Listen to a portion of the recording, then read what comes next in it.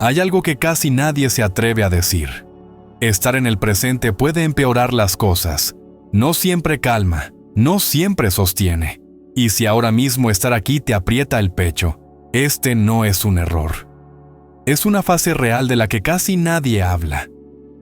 Te dijeron que volver a la hora era refugio, alivio, suelo firme. Pero no te dijeron qué hacer cuando el ahora pesa. Cuando cerrar los ojos y respirar no trae consuelo. Cuando estar aquí se siente como una habitación sin salidas. Y entonces aparece la duda silenciosa: algo estoy haciendo mal. Porque existe una mentira muy bien vestida dentro del discurso espiritual. La idea de que el presente siempre es seguro, siempre es amable, siempre es luz. Y cuando no lo es, cuando lo que aparece es angustia, vacío, tristeza o una incomodidad que no sabes nombrar, empiezas a creer que estás fallando, que algo está mal contigo, que no sabes estar. Pero la verdad es otra y es incómoda. Hay etapas en las que el presente no viene a calmarte, viene a confrontarte. A veces el ahora se vuelve insoportable porque ya no te deja escapar.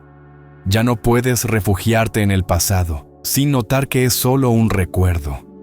Ya no puedes prometerte un futuro mejor sin sentir que es una fantasía para no mirar lo que pasa aquí. Algo cambió en ti. El tiempo dejó de ser un escondite, y cuando eso ocurre, el presente se vuelve intenso, crudo, demasiado real.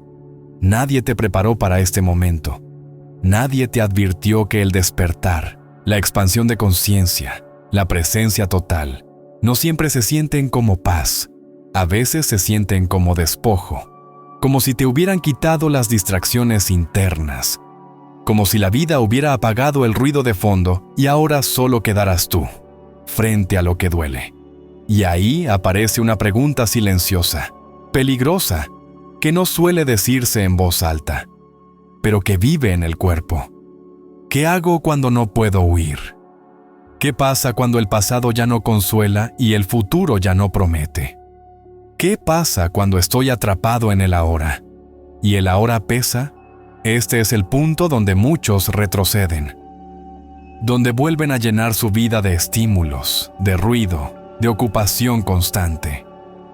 No porque sean débiles, sino porque quedarse se siente como caer al vacío. Pero si estás aquí, escuchando esto, es probable que ya no puedas fingir, que ya no puedas escapar del todo. Y eso, aunque no lo parezca, significa algo muy preciso. Estás tocando una frontera real de tu proceso. El presente empieza a doler cuando deja de ser una idea y se vuelve experiencia directa, cuando ya no lo miras desde la cabeza, sino que lo sientes en el cuerpo, en el estómago, en el pecho, en ese nudo que aparece apenas te detienes. Y en lugar de suavizarlo como prometían, la presencia lo intensifica, no porque sea cruel, sino porque revela. Este video no es para enseñarte a sentirte mejor rápido. No es para decorar el dolor con palabras bonitas. Es para hablar de ese punto exacto en el que el ahora deja de ser refugio y se convierte en prueba, en el que la presencia total no trae alivio inmediato, sino verdad. Y la verdad, al inicio, incomoda. Así que quédate. No porque sea fácil. Quédate porque ya no hay otro lugar real al que ir. Porque cuando no puedes escapar ni hacia adelante ni hacia atrás, algo esencial está a punto de mostrarse. Y aunque ahora no lo veas, ese es el verdadero umbral. Antes de seguir, quiero decirte algo claro. Este tipo de proceso no se atraviesa solo. Y este canal existe precisamente para eso. Suscribirte no es solo apoyar contenido. Es entrar en una comunidad de personas que están viviendo lo mismo, sin maquillaje espiritual y sin promesas falsas. Aquí no buscamos sentirnos mejor rápido. Buscamos entender qué nos está pasando de verdad. Y si te quedas hasta el final de este video, vas a comprender por qué el presente se vuelve insoportable en ciertas etapas. ¿Por qué intentar quedarte parece no funcionar al inicio? y qué es exactamente lo que estás tocando cuando todo se intensifica en lugar de calmarse. Ahora sí, vamos a decir algo que puede incomodar. Uno de los errores espirituales más comunes y más dañinos es convertir el regresa al presente en un mandato vacío. Una frase que se repite como consigna, como si fuera una solución automática. Vuelve a la hora.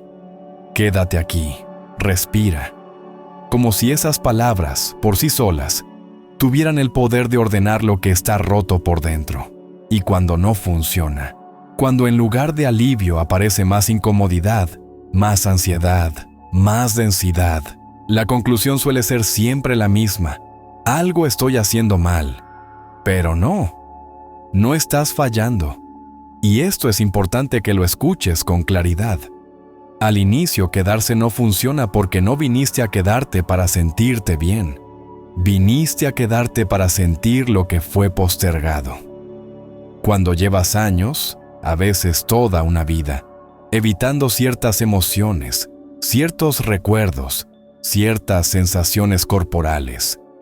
El momento en que te detienes no es suave, es abrupto. Es como apagar una música que llevaba sonando demasiado tiempo. El silencio no es paz inmediata, es choque. Por eso muchas personas dicen, intenté estar en el presente y me sentí peor. Claro, porque la presencia no anestesia, la presencia revela. Y lo que revela al comienzo no es lo nuevo, sino lo no resuelto. No es que la práctica esté mal, es que el sistema nervioso no estaba acostumbrado a no huir. Aquí aparece una confusión peligrosa. Creer que si quedarse duele, entonces no hay que quedarse. Pero el dolor inicial no es una señal de error, es una señal de contacto. Estás tocando algo real, algo que existía antes de que decidieras mirar, solo que ahora ya no puede esconderse detrás del ruido. Nadie explica esto.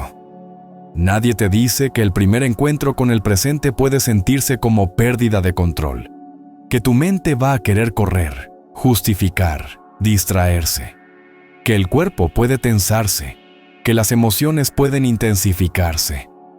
Y entonces aparece la culpa espiritual. No soy lo suficientemente consciente. Otros pueden y yo no. Debería sentir calma. Esa culpa no nace de la verdad, nace de una expectativa falsa. Quedarse no funciona al inicio porque no estás quedándote en un lugar neutro. Estás entrando en territorio cargado, en capas de experiencia que no fueron atendidas cuando ocurrió lo que ocurrió. Y ahora, al detenerte, se manifiestan, no para castigarte, sino porque por fin hay espacio. Esto es clave para lo que viene después, porque si entiendes esto, dejas de pelear contigo, dejas de forzarte a sentir algo que todavía no es posible. Empiezas a comprender que el malestar no es un retroceso en tu proceso, es una señal de profundidad, una señal de que ya no estás flotando en la superficie. Y aquí es donde entramos en algo todavía más incómodo. No una división, no dos caminos, sino la totalidad de la experiencia, sin filtros. Porque cuando te detienes de verdad, el momento presente no selecciona lo que muestra. Aparece todo, lo agradable, lo denso, lo no resuelto, lo que fue postergado. Y entender esto cambia por completo la manera en que atraviesas este proceso. No para sentirte mejor rápido, sino para dejar de luchar contra lo que ya está ocurriendo dentro de ti. Cuando te detienes por completo y traes tu atención real a este instante, ocurre algo que casi nadie explica con honestidad. El momento presente no es selectivo, no elige mostrarte solo lo que te gusta. No filtra la experiencia para que sea cómoda, el ahora simplemente revela lo que está vivo. Y eso incluye cosas que alivian y cosas que incomodan. Sí, es cierto. En el presente pueden aparecer sensaciones de bienestar. Un respiro que se afloja, un instante de claridad, una percepción simple de estar vivo. Eso existe, y sería falso negarlo. Pero ese no es todo el contenido de la hora.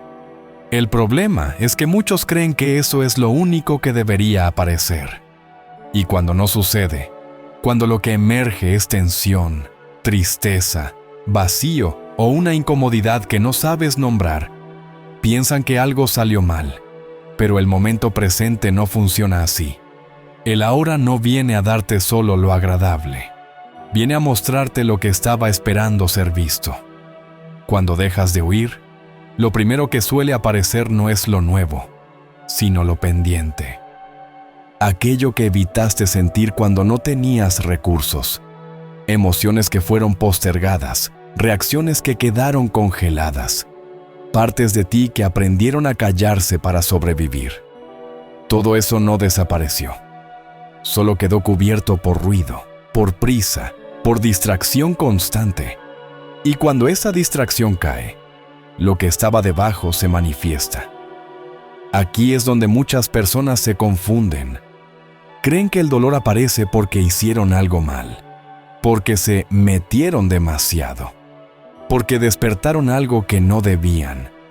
Pero la verdad es más simple y más incómoda. El dolor no aparece porque fallaste, aparece porque ya no estás anestesiado. El despertar no siempre se siente como expansión. A veces se siente como pérdida. Pérdida de mecanismos automáticos, pérdida de escapes, pérdida de la capacidad de no sentir. Antes, cuando algo dolía, podías taparlo. Ahora no. Antes, cuando algo incomodaba, podías correr. Ahora te alcanza. No porque la vida sea más dura, sino porque tu conciencia ya no se retira. Y cuando eso ocurre, todo empieza a cambiar. Incluso la manera en que entiendes el dolor. El dolor que aparece en el presente no es nuevo, es antiguo. Lo nuevo es que ahora puedes verlo. Antes estaba ahí, influyendo en tus decisiones, en tus relaciones, en tu cuerpo, pero sin nombre, sin espacio, operando en silencio. Ahora, al detenerte, se vuelve visible, y lo visible incomoda, porque cuando algo se ve, ya no puede seguir fingiendo que no existe. Por eso el ahora puede sentirse tan intenso. No porque sea hostil, sino porque es honesto. No te miente, no te distrae, no te promete alivio, solo te muestra lo que es. Y si lo que es incluye dolor, no es un castigo, es información, es contacto. Es la señal de que algo que estuvo dormido demasiado tiempo está volviendo a la superficie contigo. Este es un punto clave del proceso, y también uno de los más solitarios, porque desde afuera nadie lo percibe. Desde afuera solo pareces más callado, más serio, más distante. Pero por dentro estás atravesando una experiencia total. Una experiencia donde el presente deja de ser una idea bonita y se convierte en un espejo que no aparta la mirada. Y aquí viene algo esencial. No todo lo que aparece pide ser resuelto de inmediato. Algunas cosas solo piden ser reconocidas, porque durante mucho tiempo no lo fueron. El error es creer que la presencia tiene que arreglarlo todo. ¿No? A veces solo tiene que permitir que lo que fue negado exista sin ser empujado otra vez a la sombra. Y cuando eso ocurre, aparece casi de forma automática un impulso muy específico. Un impulso que no suele reconocerse, pero que dirige gran parte de nuestra vida: la huida. En la siguiente parte vamos a ver por qué, cuando el presente empieza a mostrarlo todo, el movimiento más fuerte es escapar, hacia el pasado, hacia el futuro, hacia cualquier forma de consumo o distracción. No porque seas débil, sino porque tu sistema aprendió, hace mucho, que sentir era peligroso. Y entender ese mecanismo es lo que empieza a devolverte una forma distinta de estar aquí sin romperte por dentro. Cuando el presente empieza a mostrar demasiado, casi siempre ocurre lo mismo. Aparece el impulso de huir. No como una decisión consciente, sino como un reflejo antiguo, un movimiento automático del cuerpo y de la mente, que se activa antes de que puedas nombrarlo. Y es importante decirlo con claridad, sin juicio. Huir no es debilidad, es supervivencia aprendida. En algún momento de tu vida, sentir fue demasiado. Demasiado para la edad que tenías, demasiado para los recursos disponibles, demasiado para el entorno que te sostuvo o no te sostuvo. Y tu sistema hizo lo único que sabía hacer: alejarte de la experiencia directa. Te llevó al pasado, recordando tiempos donde no dolía así, o te empujó al futuro, prometiéndote que más adelante todo se ordenaría. Y cuando eso no alcanzó, apareció el consumo. Consumo no solo como exceso evidente, sino como cualquier cosa que te saque de ti. Pantallas, comida sin hambre, información constante, música de fondo para no escuchar el silencio, conversaciones que llenan el espacio pero no conectan, pensar sin parar, incluso buscar compulsivamente respuestas espirituales. Todo sirve con tal de no quedarte quieto frente a lo que se mueve adentro. Esto es lo que casi nadie llama por su nombre. Muchas prácticas, muchas rutinas, incluso muchas búsquedas conscientes, funcionan como anestesia espiritual. No porque sean malas en sí, sino porque se usan para evitar el contacto real, para no sentir el cuerpo, para no escuchar la emoción, para no quedarte en ese punto exacto donde algo tiembla. Y lo más delicado es que esta huida suele verse normal, socialmente aceptada, incluso premiada. Vivir ocupado, siempre produciendo, siempre aprendiendo, siempre avanzando. Nadie te cuestiona por no detenerte. Nadie te dice que quizás ese movimiento constante no es fuerza, sino miedo bien organizado. Pero hay un precio, y no se paga de inmediato. Se paga en silencio. Cada vez que huyes del presente, algo queda atrás sin ser atendido. No desaparece, se acumula. Se vuelve más denso, más confuso, más pesado. No porque estés fallando, sino porque nadie está ahí para escucharlo. Y el dolor ignorado no se va. Aprende a esperar. Por eso llega un momento, y muchos de los que están aquí ya lo conocen, en el que las distracciones dejan de funcionar. Comes y no se calma.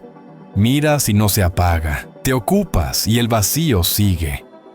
El pasado ya no consuela. El futuro ya no promete.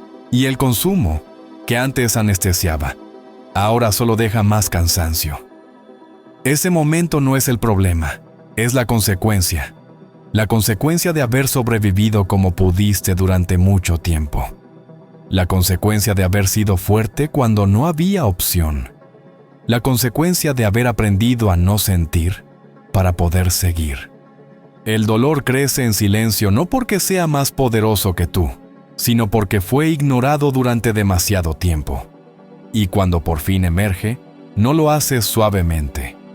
Aparece con intensidad porque necesita ser visto. No para dominarte, sino para dejar de empujarte desde la sombra. Entender esto cambia la relación contigo. Dejas de atacarte por querer huir. Dejas de juzgarte por distraerte. Empiezas a ver ese impulso como una señal antigua que ya no necesita dirigir tu vida. No se trata de eliminar la huida a la fuerza. Se trata de reconocerla sin obedecerla automáticamente. Y aquí es donde el proceso empieza a girar de verdad. Porque cuando ya no corres sin darte cuenta, cuando empiezas a notar el impulso justo antes de escapar, aparece una posibilidad nueva, no de control, sino de presencia real. Y eso nos lleva a algo central, quizá lo más incómodo de todo, porque el presente es el único lugar donde esto duele tanto. ¿Y por qué? Precisamente por eso, es el único lugar donde algo puede transformarse. Hay algo que suele pasarse por alto, y cuando finalmente se comprende, todo el proceso cambia. El dolor no vive en cualquier parte del tiempo, no aparece al azar. El dolor solo puede sentirse aquí, ahora. Y esta es una verdad que, cuando se toca de verdad, produce un golpe interno. El pasado parece real, pero no lo es. Son imágenes, recuerdos, fragmentos editados por la mente. El futuro también parece real, pero tampoco existe. Son proyecciones, promesas, amenazas imaginadas. Ambos pueden activarte emociones, sí, pero siempre hay un detalle que casi nadie nota. Esas emociones solo se sienten en el presente. Siempre. No hay otra puerta de entrada. El presente, en cambio, no es una idea. Es experiencia directa. Es cuerpo. Es respiración. Es sensación. Y por eso duele. Porque no tiene filtros. Porque no se puede pausar. Porque no se puede pensar sin sentir al mismo tiempo. Aquí no hay distancia. Aquí no hay narrativa que amortigüe. Aquí estás tú, frente a lo que es. Esto asusta más de lo que solemos admitir, porque en el presente no puedes negociar con el dolor. No puedes decirle, después te veo. No puedes prometerle que mañana será distinto. El ahora no acepta contratos, no acepta excusas. Cuando algo se manifiesta aquí, exige atención. Por eso muchas personas prefieren vivir en la cabeza, pensando, analizando, recordando, planificando. Porque ahí el dolor se vuelve abstracto. Se puede explicar, se puede justificar. Pero cuando bajas al presente real, al cuerpo, a la sensación inmediata, el dolor deja de ser concepto y se vuelve intensidad. Y la intensidad no se discute, se atraviesa. El presente duele porque es honesto, no porque sea cruel, no porque quiera castigarte. Duele porque es el único lugar donde la vida sucede sin intermediarios, donde lo que fue reprimido puede aparecer, donde lo que fue negado puede tocarte, donde lo que fue postergado ya no puede esperar. Y aquí hay algo fundamental. El presente asusta porque te deja sin coartadas. En el pasado puedes decir, ya pasó. En el futuro puedes decir, ya cambiará. En el ahora no hay salida discursiva, solo hay encuentro. Y ese encuentro, cuando no estás acostumbrado, se siente como una amenaza. Pero es exactamente por eso que el presente transforma. Nada se sana en el recuerdo. Nada se libera en la fantasía. Nada se integra en la huida. Todo cambio real ocurre en este punto preciso donde algo se siente y no se evita. No porque lo fuerces, sino porque te permites estar sin desaparecer. La transformación no es un evento místico. Es un proceso silencioso que empieza cuando dejas de resistir la experiencia inmediata. Cuando el dolor ya no necesita gritar para ser notado. Cuando no tiene que volverse síntoma, crisis o colapso para obtener espacio. Este es el umbral más difícil del camino. El punto donde muchos se dan la vuelta. No porque no puedan, sino porque nadie les explicó que dolería así, que habría miedo, que habría temblor interno, que el presente no siempre abraza, a veces desarma. Pero si llegaste hasta aquí, si estás escuchando esto, hay algo en ti que ya lo sabe, que sabe que no hay otro lugar real donde pararse, que intuye que este punto, aunque incómodo, es el único vivo.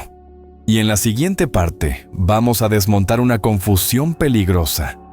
La idea de que permanecer en el presente es aguantar, resistir, soportar. Porque quedarse no es endurecerse.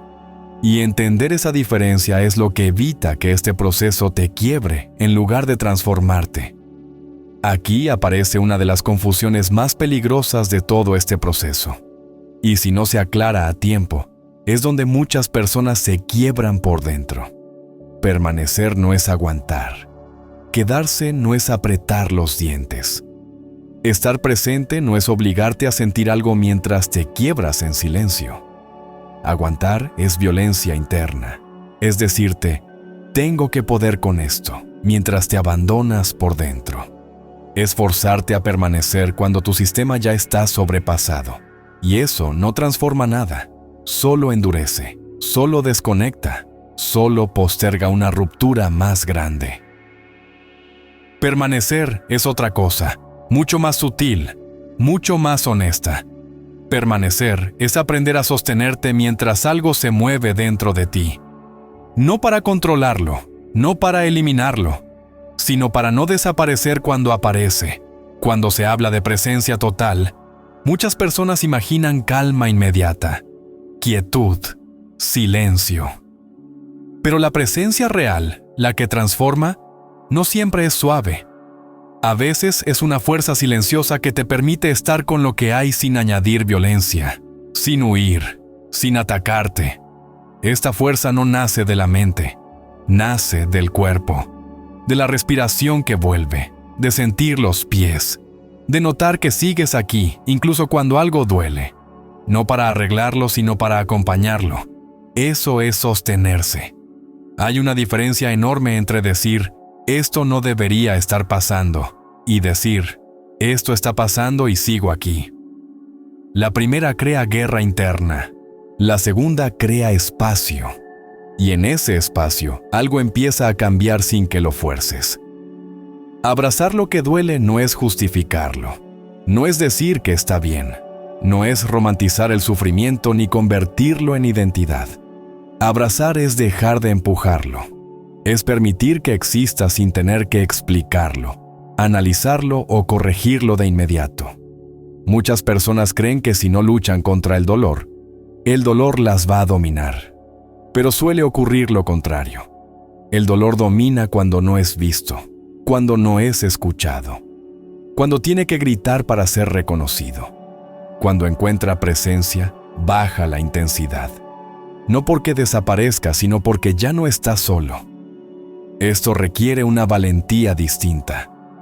No la del héroe que resiste, sino la del ser humano que se queda sin máscaras, que siente el temblor y no se va, que reconoce sus límites. Que entiende que sostenerse también incluye saber cuándo descansar, cuándo pedir apoyo, cuándo aflojar. Permanecer no es una hazaña espiritual, es un acto íntimo, pequeño, repetido. Volver una y otra vez a este punto donde sigues aquí, incluso cuando no sabes qué hacer con lo que sientes. Y eso, aunque no lo parezca, es una fuerza enorme. En la siguiente parte vamos a ver qué ocurre cuando el dolor ya no está solo, cuando aparece la comprensión, y cómo de ahí nace algo que no suena espectacular, pero que tiene un poder real de sanación, la compasión, primero hacia ti y luego hacia otros. Hay un punto silencioso en este proceso donde algo empieza a cambiar sin que hagas nada especial. No porque el dolor desaparezca, sino porque deja de estar solo. Y esa diferencia, aunque parezca pequeña, lo transforma todo. Cuando algo es comprendido de verdad, deja de atacarte. La comprensión no es una idea bonita ni una explicación mental. Es un reconocimiento profundo de lo que está ocurriendo. Es ver el dolor tal como es, sin añadirle culpa, sin convertirlo en enemigo, sin dramatizarlo. Y cuando eso ocurre, de manera natural, aparece la compasión. No como emoción exagerada, no como lástima, sino como una actitud interna que dice, esto también merece cuidado. La compasión nace cuando dejas de preguntarte por qué te pasa esto y empiezas a preguntarte cómo acompañarte mientras pasa. Y aquí hay algo importante. La compasión protege. Protege porque corta la violencia interna. Protege porque evita que te exijas más de lo que puedes sostener. Protege porque crea un espacio donde el dolor puede moverse sin destruirte. No lo empuja, no lo acelera, no lo juzga. Simplemente no lo abandona. El sufrimiento pesa menos cuando no tiene que ser cargado en secreto. Cuando no tiene que ser ocultado. Cuando no tiene que ser sostenido por una sola parte de ti. Incluso dentro de una misma persona. Cuando una parte observa y acompaña a la otra. Algo se aligera. Ya no es un caos difuso. Es una experiencia contenida. Y esto no ocurre solo a nivel individual. Hay algo profundamente humano que se activa cuando el sufrimiento es compartido de manera real. No desde la queja constante, no desde el drama, sino desde la presencia. Cuando dos o más personas pueden estar con lo que duele sin huir, sin corregir, sin minimizar, se genera un campo distinto. un espacio donde el peso se distribuye. No es magia, es biología, es sistema nervioso, es regulación. El cuerpo se organiza mejor cuando no está solo. La mente se aquieta cuando no se siente aislada. El dolor encuentra descanso cuando no tiene que defenderse. Por eso atravesar procesos profundos completamente en soledad es tan difícil. No imposible, pero mucho más pesado. No porque seas débil, sino porque no estamos diseñados para sostenerlo todo sin apoyo. Incluso la simple presencia de alguien que no huye, que no interrumpe, que no intenta arreglarte, cambia la experiencia interna. Cuando el dolor ya no está solo, deja de gritar. No porque se le ordene callar, sino porque fue escuchado. Y cuando eso ocurre, aparece algo nuevo: espacio. Espacio para respirar. Espacio para sentir sin colapsar. Espacio para que la experiencia siga su curso. Y en la siguiente parte vamos a hablar de algo que suele sorprender. De las personas que no huyen del dolor, ni propio ni ajeno. No porque sean especiales, sino porque encontraron un sentido que las sostiene. Y entender ese punto puede cambiar radicalmente la forma en que miras tu propio proceso. Hay personas que, en lugar de huir del dolor, se mueven hacia él. No por morbo, no por sacrificio, no porque no sientan miedo, sino porque algo más profundo las orienta. Algo que no tiene que ver con fuerza, sino con sentido. Estas personas no nacieron distintas, no están hechas de otro material. También tiemblan, también se cansan, también dudan. La diferencia no está en su resistencia, sino en su dirección. Mientras muchos se preguntan cómo evitar el dolor, ellas se preguntan para qué atravesarlo. Van hacia lo roto porque ahí hay algo que necesita ser atendido, en ellas mismas o en otros. No para salvar, no para corregir, no para imponer soluciones. Simplemente porque reconocen que lo negado se pudre y lo mirado puede transformarse. Desde afuera suelen parecer fuertes, pero por dentro no funcionan desde la dureza. Funcionan desde una aspiración, un hilo interno que da coherencia incluso en medio del caos. Un ¿para qué? Que no elimina el dolor, pero le da contexto. Y cuando el dolor tiene contexto, deja de ser absurdo. La aspiración no es optimismo, no es pensamiento positivo. Es una orientación profunda de la vida.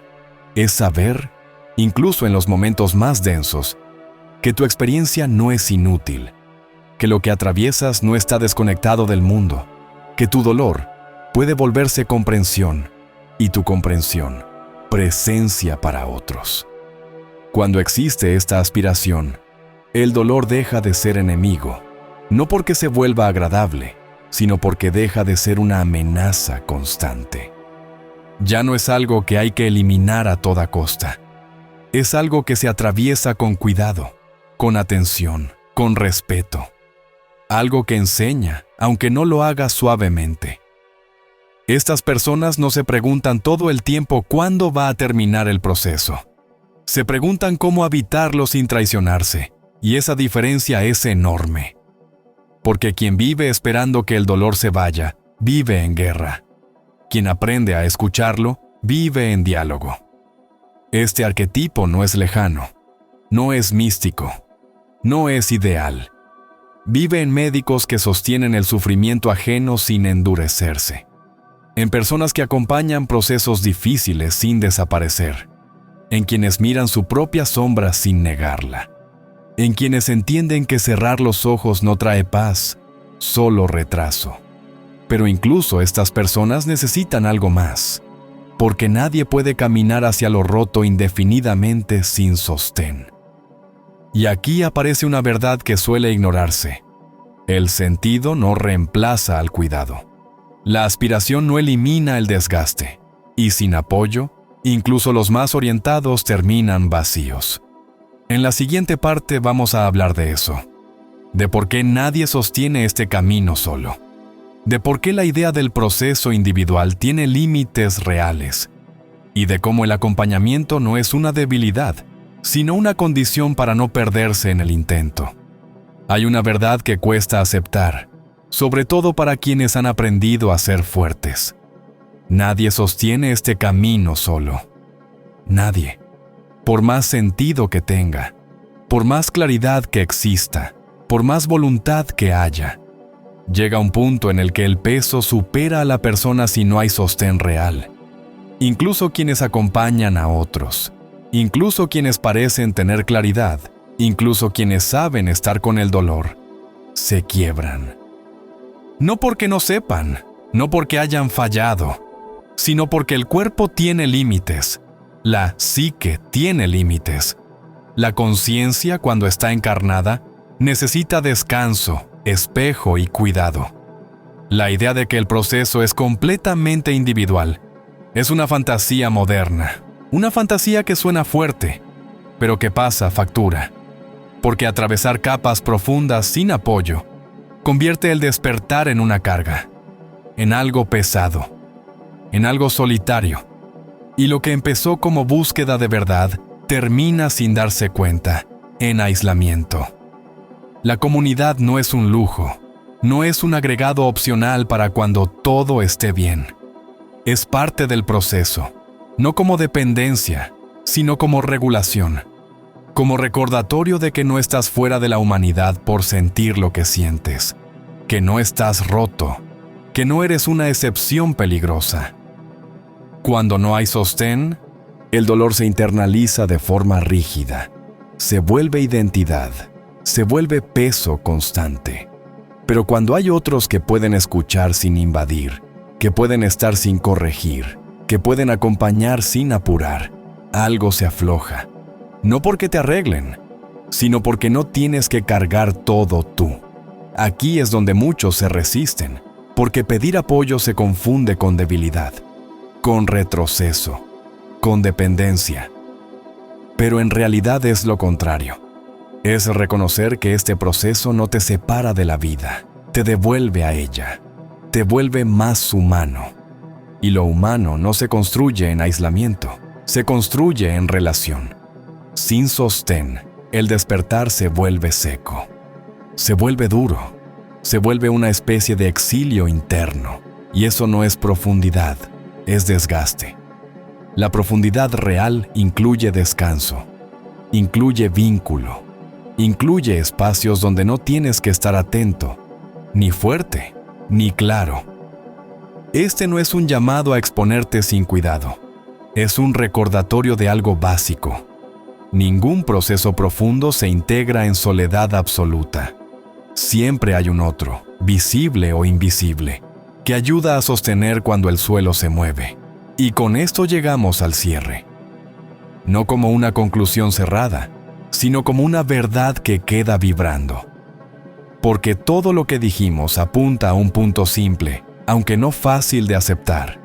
En la última parte no vamos a ofrecer una solución, sino una frase final que puede acompañarte, no para tranquilizarte, sino para que no te pierdas cuando el presente vuelva a pesar. Antes de cerrar, quiero dejar algo claro.